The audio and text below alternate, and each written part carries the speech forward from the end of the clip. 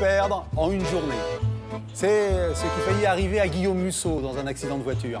Aujourd'hui, en 3 romans, Guillaume Musso a déjà touché 2 millions de lecteurs dans une vingtaine de langues.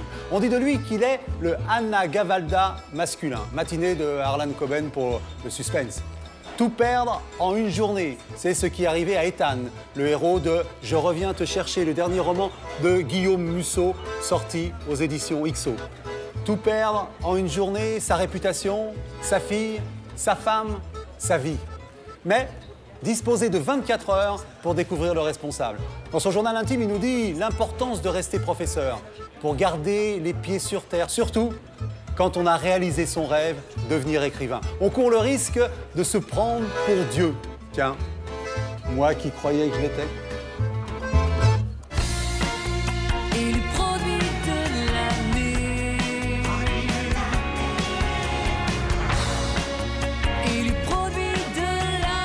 Bonjour, je suis Guillaume Musso. Je partage mon temps entre l'écriture de romans et l'enseignement de l'économie. Lundi, mardi, mercredi, je suis professeur et après, le reste de la semaine, j'enfile un petit peu mon costume d'écrivain. Il n'y a rien de mieux finalement pour garder la tête froide que de continuer à se lever comme ça et pour se retrouver devant un public adolescent devant lequel rien n'est jamais gagné, rien n'est jamais acquis.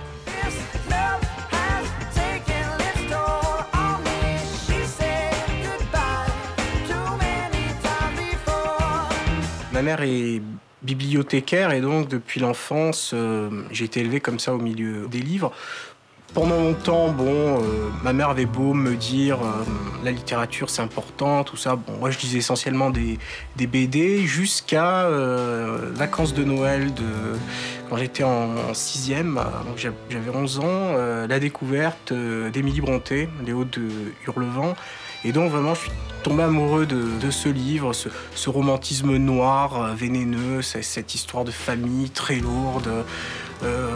Voilà, donc ça a été vraiment mon premier coup de cœur. Et là, j'ai vraiment enchaîné. Alors, littérature d'abord classique. Et il y a eu aussi, à cette époque-là, vraiment la découverte du cinéma. Donc, je suis vraiment en fait au croisement entre, d'une part, une culture littéraire classique et de l'autre, le produit de la culture pop un petit peu des années 80, magnétoscope, plus tard les DVD, les séries américaines de qualité, Lost, Les Sopranos, Six Feet Under. Un jour j'irai à New York avec toi, toutes les nuits déconner, et voir aucun film en entier, ça va de soi, avoir la vie partagée.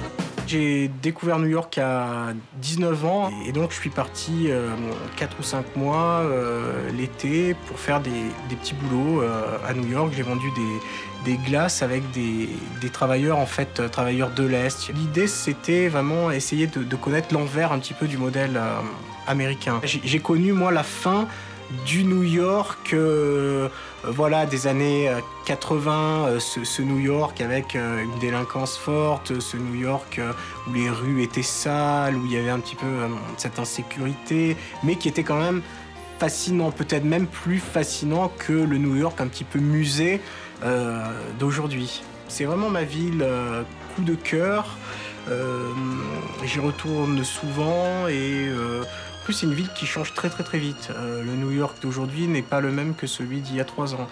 Et c'est aussi une ville qui est une ville résiliente. Et donc un petit peu à l'image de mes personnages qui souvent ont connu un drame, souffrent et essayent de se reconstruire après ça.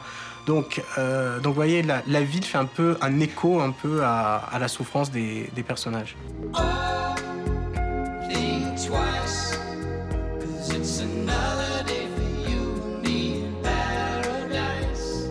Ma fiancée terminait ses études à Nice et un soir, j'ai eu envie comme ça de lui faire la surprise, prendre la voiture et d'aller la voir. Et donc j'ai eu un accident sur l'autoroute et ma voiture a été détruite et finalement, moi qui étais auparavant un garçon un petit peu insouciant, là, le fait de frôler la mort, ça m'a vraiment fait prendre conscience un petit peu d'une certaine gravité comme ça. C'est un peu comme dans le film Incassable où, bon, malgré un accident grave, moi effectivement j'en suis sorti indemne. C'est l'époque où je me suis dit, voilà, mais quel est vraiment ton rêve profond? Et ben, à l'époque, je me dis, ben voilà, mon rêve profond, c'est j'aimerais vraiment devenir romancier, écrivain. J'aimerais écrire des histoires et avoir des lecteurs.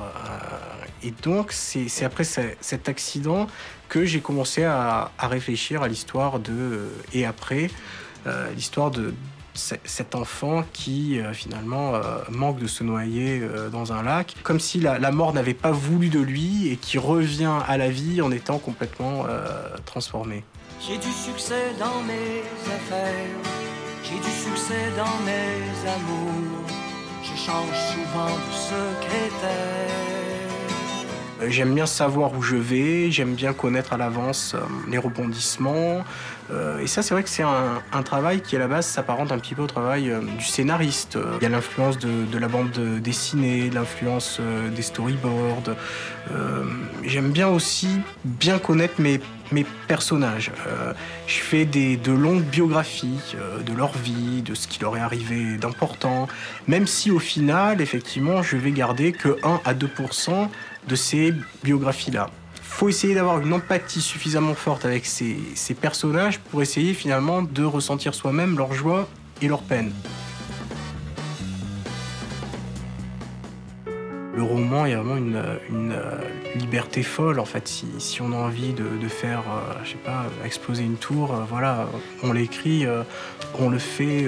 Je peux me projeter dans n'importe quel décor, je peux avoir un casting de rêve. Donc c'est cette... Enfin, on peut se prendre pour Dieu en écrivant un roman. En tant que scénariste, je pense que c'est beaucoup plus dur.